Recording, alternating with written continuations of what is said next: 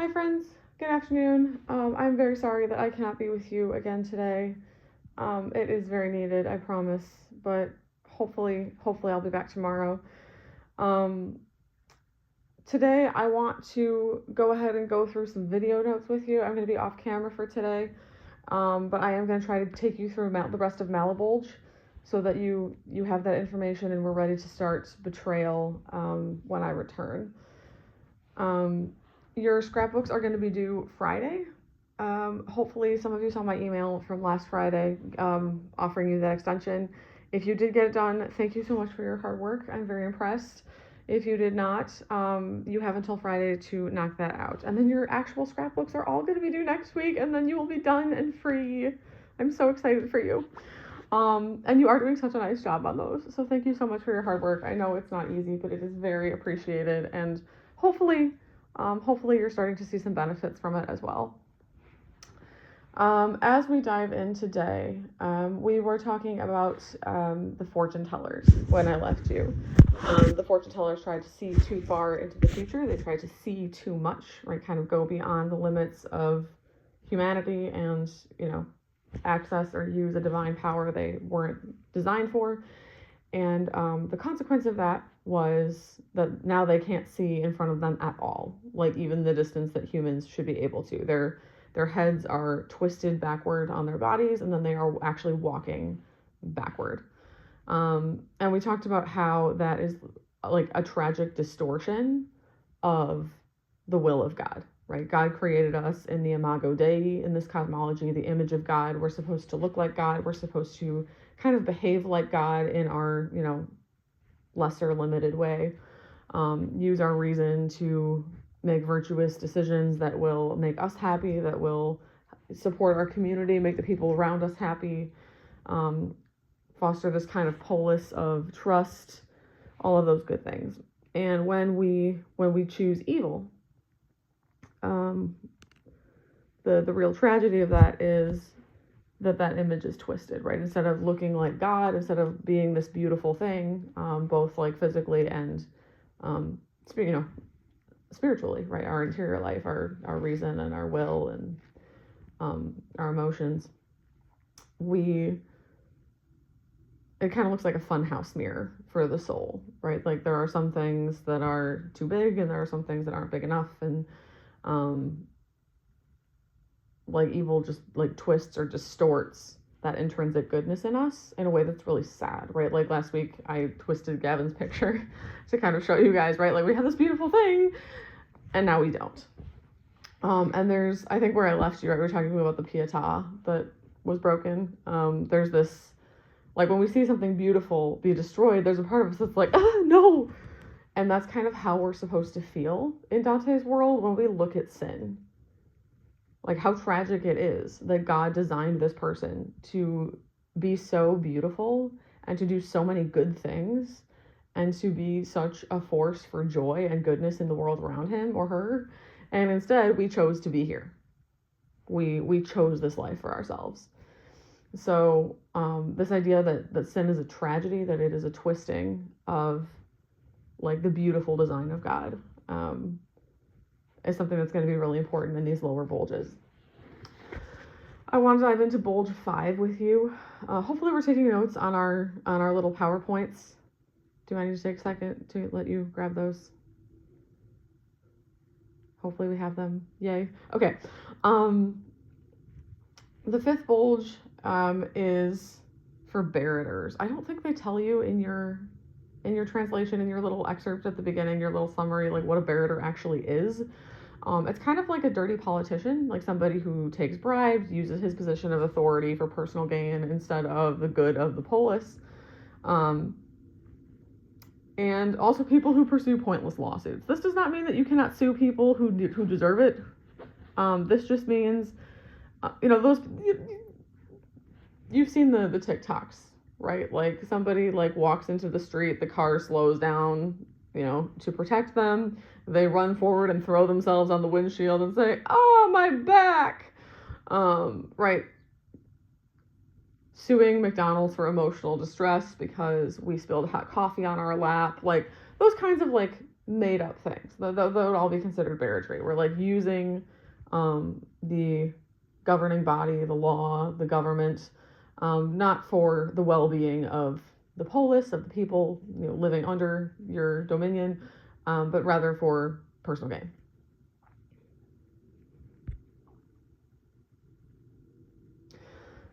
Hang on.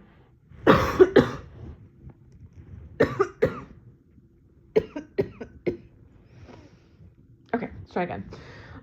So yes, dirty politicians, lawyers and their clients who pursue silly, pointless cases, taking advantage of the government for their own ends. The punishment here, the ditch is filled with boiling tar. If you're not familiar, tar is that like black sticky stuff that they use to repair roads or to like build roads, I guess. In this time period, they would have used it for ships a lot. Fun fact, that's why the ships are called, in the Iliad, are black ships, because the outside would have been painted with tar to prevent the wood from rotting in the water.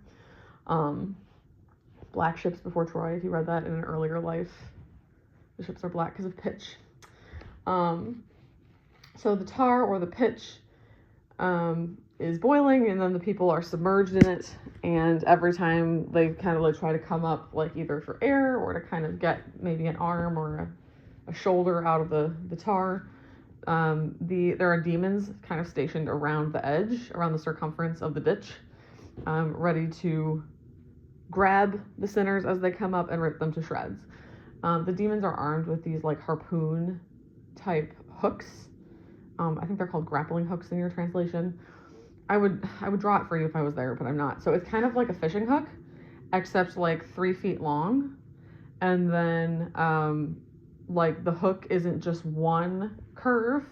There's like 3 or 4 sharp curving bits on the end of it. So it's like a 3-foot stick, like a 3-foot metal stick. And then on the end, there's like 3 or 4 really sharp hooks kind of around the edge, like sticking out. Hopefully that makes sense. Oh, if you went to Mary Poppins, it's kind of like the chimney sweeper things, except instead of a brush at the top, it's fishing hooks. Hopefully that's helpful. It's hard when I can't see your faces. But the demons have these grappling hook things. If you know anything about whaling, it's also the hooks that they would have used for whaling, like to stab the whales.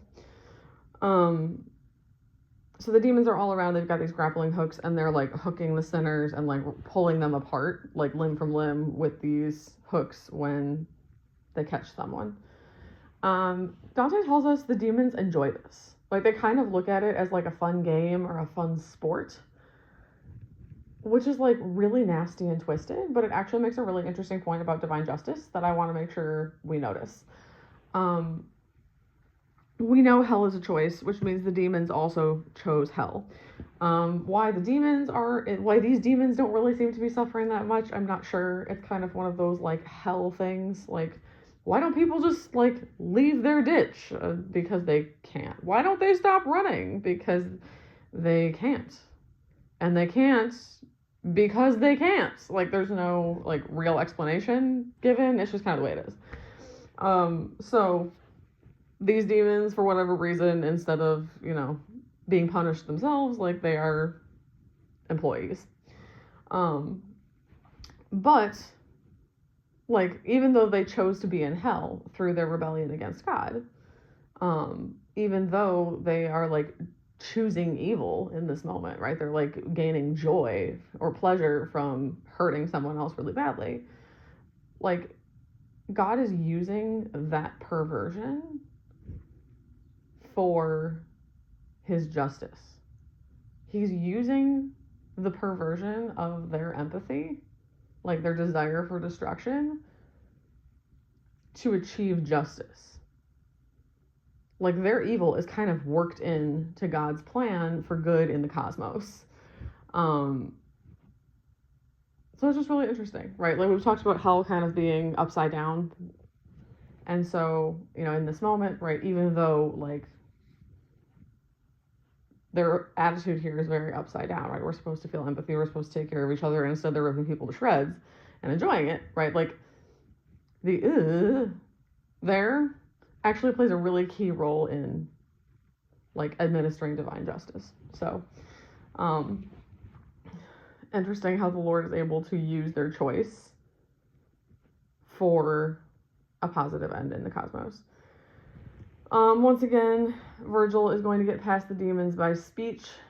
And as the demon is mocking one of the sinners, he makes this kind of like offhand comment: the holy face has no place here.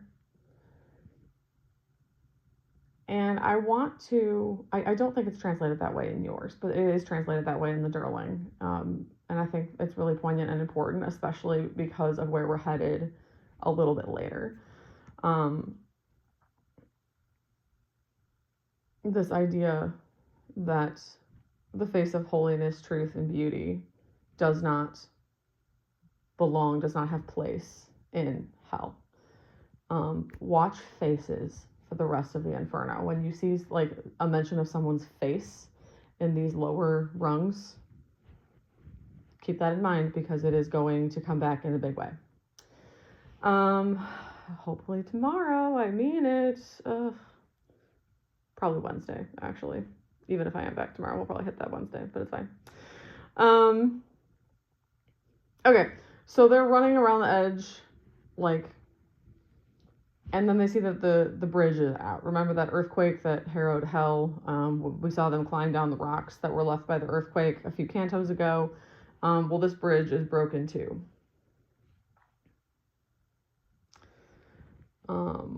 When Eviltail is disappointed, his hook drops,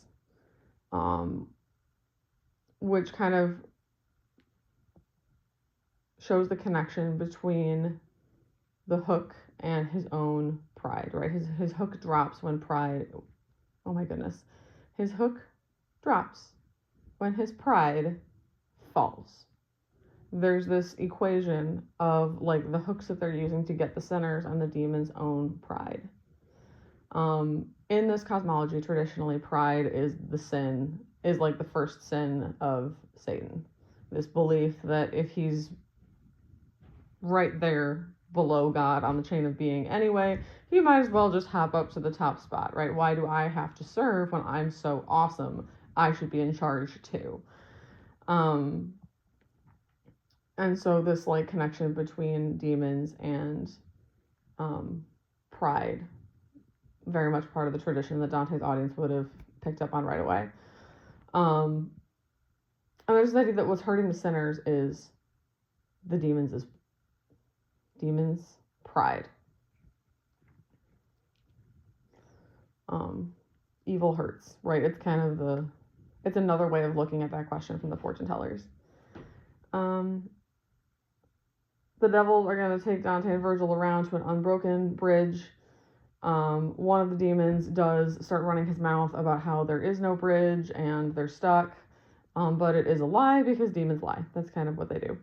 As they're coming around to this unbroken bridge, we see a sinner in the pitch who doesn't get down quickly enough. He is caught, and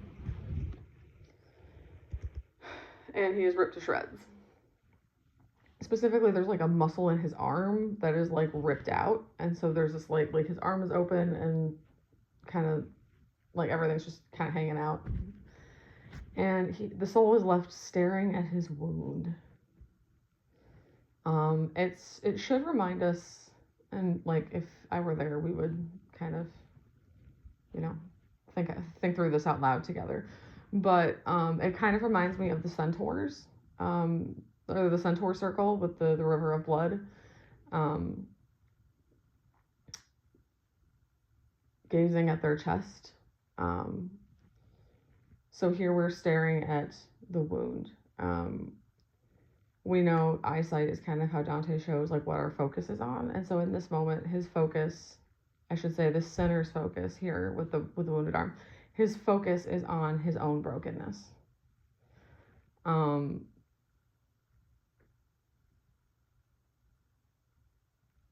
that's really all that's left, isn't it? These sinners have lost everything. Like, they have lost the good of the intellect. They have lost the purpose and meaning for which they were created. They have lost community, relationship. And so we're just left staring at our wounds. And this is something that we see in real life too. And this wouldn't be a discussion. This would be like a share, like a think in your heart of an example moment. But sometimes we really go through something, and we either lose something really important to us, or we're betrayed in a really important way. And like we have all of these like reactive tendencies, right? Like we want revenge, we want to get mad, we want to, like, I don't know, like fix the problem in some way. But when it's over and the dust settles, like we are left staring at our wound. Like we are left like reflecting on that betrayal wound or that loss. Because getting angry and getting even and making a great big noisy fuss, like that doesn't actually solve the problem usually. Like you were still hurt. And we're left staring at our wounds. And I would invite you to consider that those wounds are also made by sin. Are they not?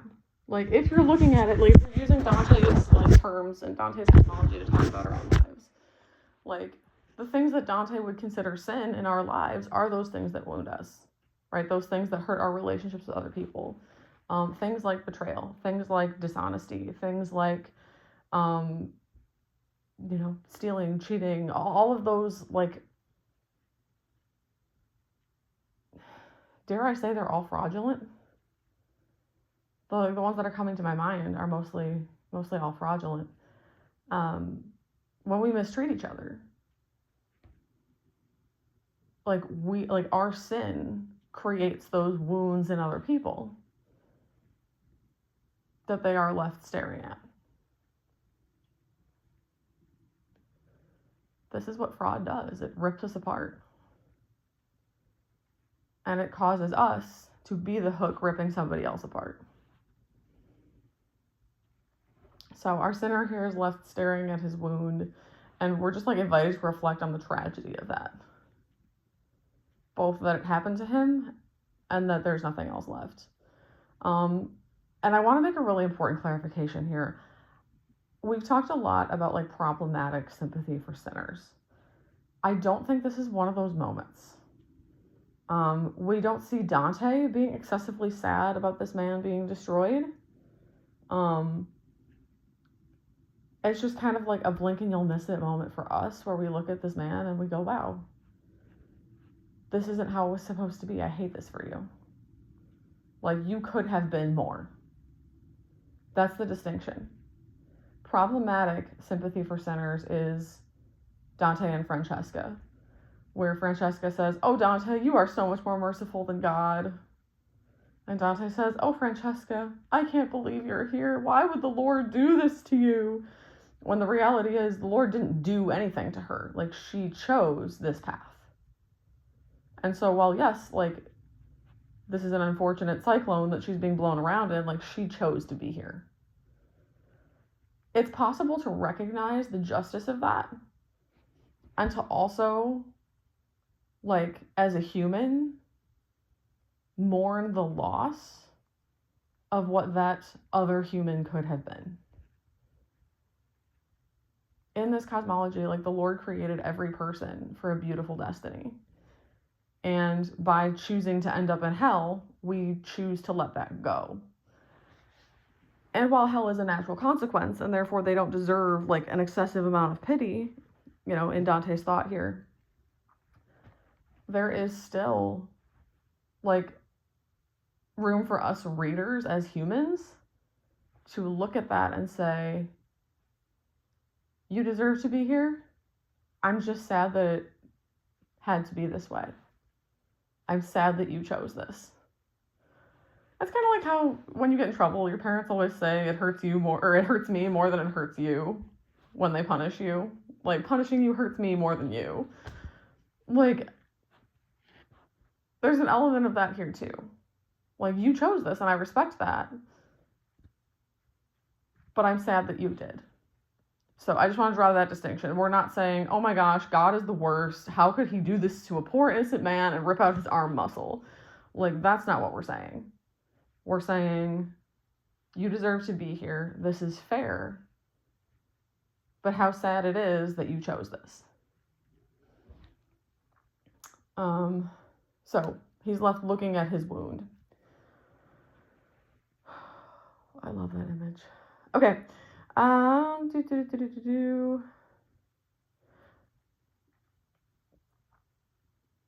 There's another sinner who's caught. The demons are gonna rip him to shreds, but he says, "Oh, don't rip me to shreds. If you let me go back, I'll call 7 others, and you can rip all of them to shreds. Like, I know my guys, and like they'll respond if I call. I'll tell them like it's safe or whatever. They'll come up out of the pitch, and then you guys can rip all them to shreds. So let me go, and then I'll turn over 7 of my friends." Which is like so very fraudulent and so very Barratry, right? That's pretty much how it works. Like,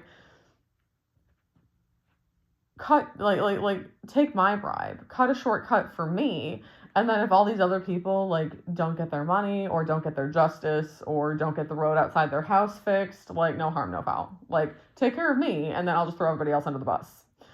The demons do fall for it, which is honestly kind of embarrassing. And the sinner is able to escape without turning anybody else over. The demons experience shame, which is interesting, right? Shame is always kind of like our response to knowing that we did something wrong. In this case, he was fooled and did a bad job. I gotta keep going. Okay. But that like momentary lapse in judgment leads to this big fight between the evil claws, and then they fall in the pitch, and it kind of shows like if we're not careful and judicious about the ways that we deal with our shame, if we lash out at other people, we make things worse than they were before. I'm